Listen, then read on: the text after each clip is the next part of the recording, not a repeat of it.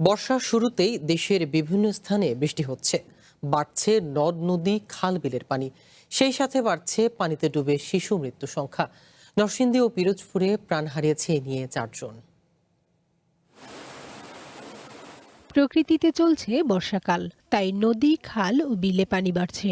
বসতবাড়ির আশপাশের ডোবাগুলো ভরা থাকে পানিতে। এ সময় কম বয়সী শিশুদের পানিতে ডুবে মৃত্যুর হার সবচেয়ে বেশি। শনিবার বিকেলে নরসিংদীর মনোহরদীতে গোসল করতে নেমে পুকুরের পানিতে ডুবে 3 শিশুর মৃত্যু হয়েছে। উপজেলার খিদিরপুর ইউনিয়নের চড়াহামদপুর গ্রামে এই ঘটনা ঘটে।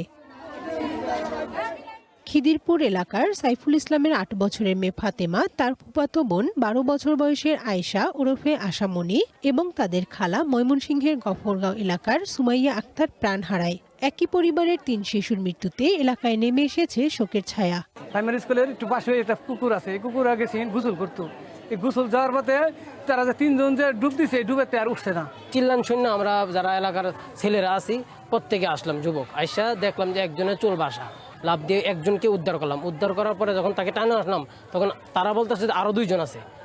যখন বলছে 2 জন আছে, তখন আমরা যারা আসছিলাম তারা আবার পানির তলে গেলাম। পানির তলের থেকে একজন করে 3 জনকে উঠানো হইলো। মনোহরদী থানার ভারপ্রাপ্ত কর্মকর্তা জানান, নিহতদের মধ্যে 2 জন স্থানীয় কওমি মাদ্রাসার 4র্থ শ্রেণীর শিক্ষার্থী এবং একজন 5ম শ্রেণীর শিক্ষার্থী ছিল। তাদের অকাল মৃত্যুতে পরিবার, স্বজন ও এলাকাবাসীর মধ্যে গভীর শোকের সৃষ্টি হয়েছে। এদিকে পিরোজপুরের জিয়ানগর এলাকায় বলেশ্বর নদীতে মাছ ধরার ট্রলার থেকে নদীতে পড়ে মাহবুব ব্যাপারী নামে এক জেলে মারা গেছেন। কানিজ নুসরাত, ওয়ান, ন্যাশনাল ডেস্ক।